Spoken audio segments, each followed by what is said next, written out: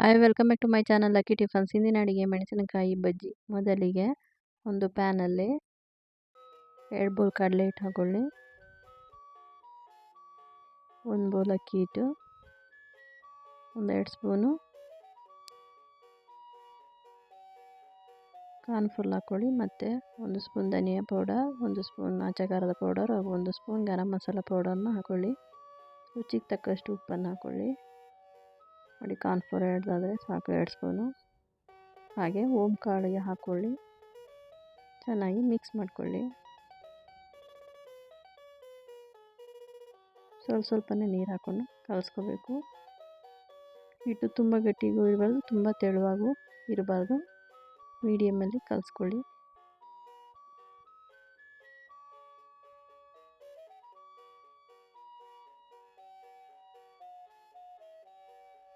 ನೋಡಿ, ಇನ್ನೊಂದು ಸ್ವಲ್ಪ ನೀರು ಹಾಕ್ಕೊಂಡು ಕಲಿಸ್ಕೊಳ್ಳಿ. 1 ಸ್ಪೂನು ಸೋಡಾ ಹಾಕ್ಕೊಳ್ಳಿ, ಅಡುಗೆ ಸೋಡಾ. ಲಾಸ್ಟಲ್ಲಿ ಹಾಕ್ಕೊಳ್ಳಿ ಸೋಡಾನ.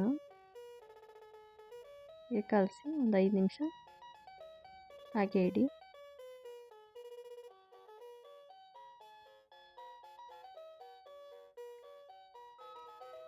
ನೋಡಿ, ಈಗ ಬೇಯಿಸಿದ ಆಲೂಗೆಡ್ಡೆನ ಒಂದು 3 ತೊಗೊಂಡಿದ್ದೀನಿ ನಾನು. ಅದನ್ನು ಚೆನ್ನಾಗಿ ಸ್ಮ್ಯಾಶ್ ಮಾಡ್ಕೊಳ್ಳಿ. ಅದಕ್ಕೆ ಸ್ವಲ್ಪ ಉಪ್ಪು ಹಾಕ್ಕೊಳ್ಳಿ. ಅದಕ್ಕೂ 1 ಸ್ಪೂನ್ ಖಾರದ ಪುಡಿ, ಅಚ್ಚ ಖಾರದ ಪೌಡ್ರು, 1 ಸ್ಪೂನ್ ಧನಿಯಾ ಪೌಡ್ರು, 1 ಸ್ಪೂನ್ ಅರಿಶಿನ ಹಾಗೂ ಸ್ವಲ್ಪ ಕೊತ್ತಂಬರಿ ಸೊಪ್ಪನ್ನ ಹಾಕ್ಕೊಳ್ಳಿ. ಚೆನ್ನಾಗಿ ಮಿಕ್ಸ್ ಮಾಡ್ಕೊಳ್ಳಿ.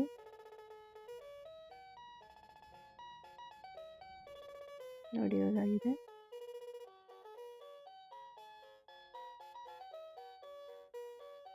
ಈಗ ದಪ್ಪ ಮೆಣಸಿನ್ಕಾಯಿನ ತೊಗೊಂಡು ಮಧ್ಯದಲ್ಲಿ ಸೀಳಿ ಅದರೊಳಗಡೆ ಇರೋ ಇದನ್ನು ತೆಗೆದುಬಿಡಿ. ಇಲ್ಲದೆ ಹೋದರೆ ಪರವಾಗಿಲ್ಲ, ಹಾಗೆ ಇದ್ರೂ ಮಾಡ್ಕೋಬೋದು. ನೋಡಿ, ಅದರೊಳಗೆ ನಾವು ಆಲೂಗೆಡ್ಡೆ ಇದು ಮಾಡೋದಲ್ಲ, ಸ್ಮ್ಯಾಶ್ ಮಾಡೋದಲ್ಲ, ಅದನ್ನು ಚೆನ್ನಾಗಿ ಹಾಕ್ಕೊಳ್ಳಿ. ತುಂಬಬೇಕು ಒಳಗಡೆ. ನೋಡಿ, ಈ ಥರ ಎಲ್ಲವನ್ನು ಹಾಕಿದ್ದೀನಿ. ಈಗ ಒಂದು ಬಾಣಲೆಯಲ್ಲಿ ಸ್ವಲ್ಪ ಆಯಿಲ್ನ ತಗೊಳ್ಳಿ. ನೋಡಿ, ಕಾಲ್ಸಿದ ಹಿಟ್ಟಿಗೆ ಇದೇ ಥರ ಅದ್ದಿ ಒಂದೊಂದಾಗಿ ಬಾಣಲೆಯಲ್ಲಿ ಹಾಕ್ಕೊಳ್ಳಿ. ನೀವು ದೊಡ್ಡ ಬಾಣಲೆ ತೊಗೊಂಡ್ರೆ ಅದರಲ್ಲೂ ಕೂಡ ಒಂದು 5-6 ಥರ ಹಾಕೋಬೋದು. ನಾನು ಚಿಕ್ಕ ಬಾಣಲೆಯಲ್ಲೇ ಹಾಕ್ಕೊಂಡಿದ್ದೀನಿ.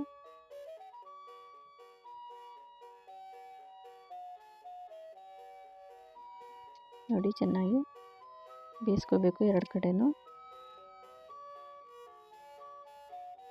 ನೋಡಿ, ಸ್ವಲ್ಪ ಹೊತ್ತು ಬಿಡಿ.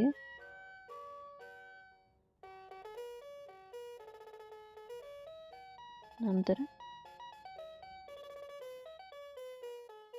ಬೇಯಿಸಿ ತೆಗೆದರೆ ಬಿಸಿ ಬಿಸಿ ಆಲೂಗೆಡ್ಡೆ ಮಿರ್ಚಿ ಬೋಂಡ ರೆಡಿ.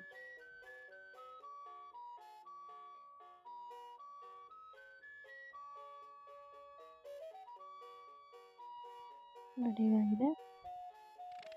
ಹಾಗೆ ಕ್ಯಾಪ್ಸಿಕಮ್ ಕೂಡ ನಾನಿಲ್ಲಿ ತೊಗೊಂಡಿದ್ದೀನಿ. ಕ್ಯಾಪ್ಸಿಕಮ್ ಕೂಡ ಅದೇ ರೀತಿ ಫಿಲ್ ಮಾಡಿಕೊಂಡು ನಾನಿಲ್ಲಿ ಸ್ವಲ್ಪನೇ ಕಟ್ ಮಾಡ್ಕೊಂಡು ಹಾಕ್ಕೊಂಡಿದ್ದೀನಿ. ನೋಡಿ, ಈ ಥರ ಅದನ್ನು ಕೂಡ ಕಡಲೆ ಹಿಟ್ಟಲ್ಲಿ ಅದ್ದಿ ಹಾಕ್ಕೊಳ್ಳಿ. ನೋಡಿ, ಸೂಪರ್ ಕ್ರಿಸ್ಪಿಯಾದ ಕ್ಯಾಪ್ಸಿಕಮ್ ಬಜ್ಜಿ ಕೂಡ ರೆಡಿ.